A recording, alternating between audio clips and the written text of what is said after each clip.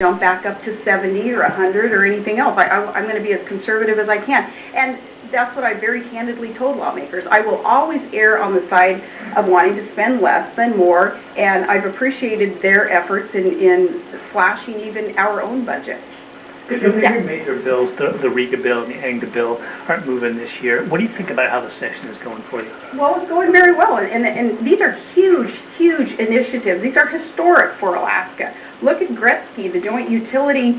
We've got all the utilities, all 6 of these folks in the same room, ready to sign a letter that says, we like this and we're going to work through the interim on figuring out a coordinated way to generate power for the 600,000 people who are being served by these 6 different utilities going previously in all these different directions.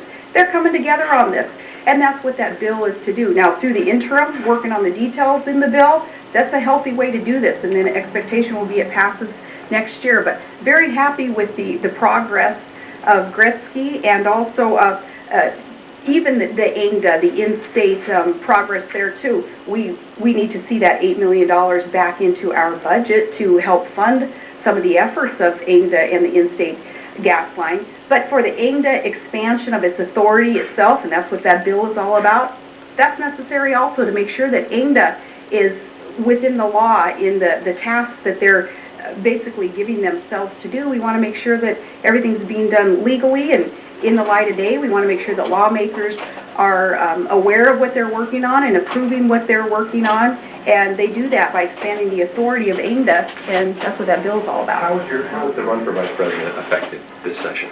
You know, I don't know if I could even speak about that. How has it affected? Well, last time I talked about national politics and answering a reporter's question, it was in my Anchorage office. I answered a question about my run on national politics. That ended up in an ethics violation charge being filed against me. I had to go out and hire an attorney to defend me because it was such a frivolous charge against me. I don't want to dip it in my own pocket and pay for an attorney to tell me that, yeah, it was fine that I answered your question, but it cost me money to answer your question. Last year and the year before, you were able to deal with a sort of a coalition of Democrats and Republicans in the Senate, and that was one of the ways you got some things done. Are you able to deal with that coalition the same way you had in the past, or is your relationship with Democrats more strained? Well, perhaps it's more strained on their end. I have the same view of they and their values and what they stand for and the positions that they have taken. Nothing has changed on my part in my willingness to work with them. Nothing changed over the course of these last months. Governor, what are your priority bills for passage? I mean, I know Sean mentioned a couple, but do you have a list? We absolutely do, and they're not real earth-shattering.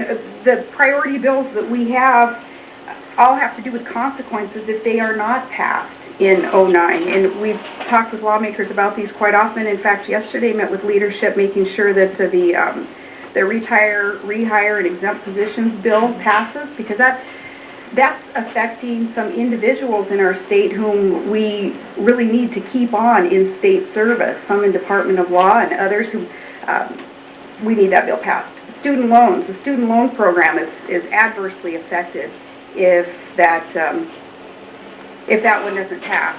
Mortgage lending, sport fish guide license, child support, it's just a few, and they may not seem life and death politically to a lot of people, but there are consequences if they're not passed. So we're pushing lawmakers, and yesterday it was interesting to speak with the different houses on our priority bills, because they were kind of looking at each other, not knowing why the bills were hung up in a committee or in one of the houses, and it was good to have them all sitting at the same table so we could get them to realize that some of these bills are hung up and they got to get going. Is that list circulatable? Can we get copies of it? I'm sure you can get what our priorities are, the 4 or 5 that are. In fact, Jerry Gallagher shared one of the bills on that list.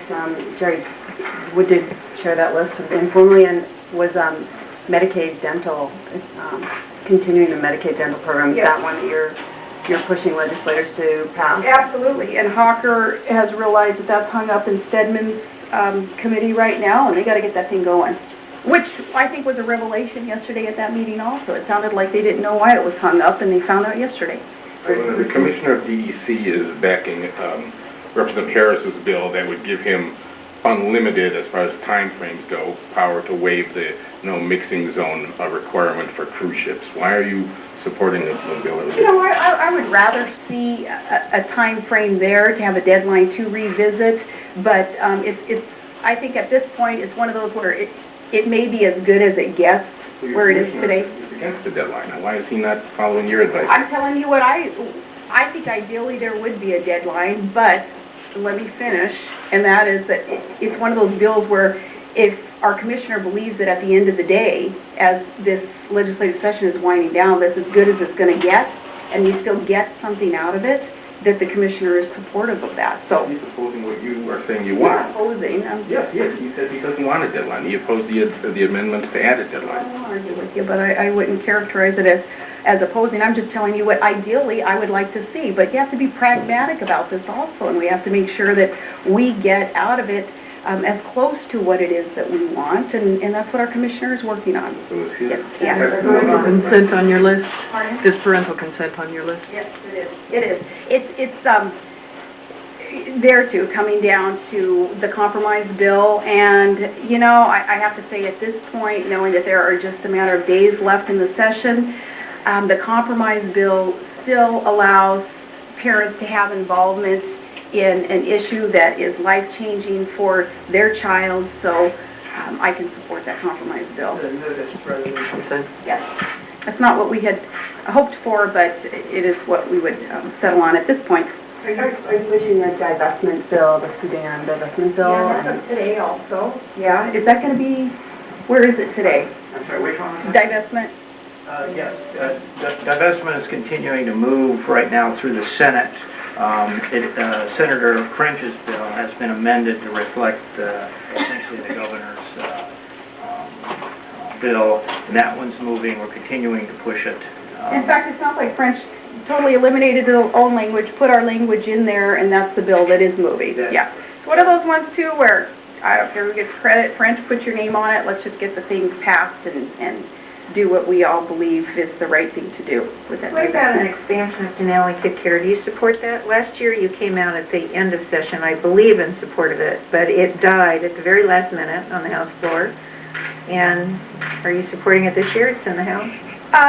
Yeah, I'm still supportive. But when we rolled out at the very beginning of this session also that increase, and I can't tell you where it is today. Maybe Jerry knows. Denali Kid Care. This is the PCD?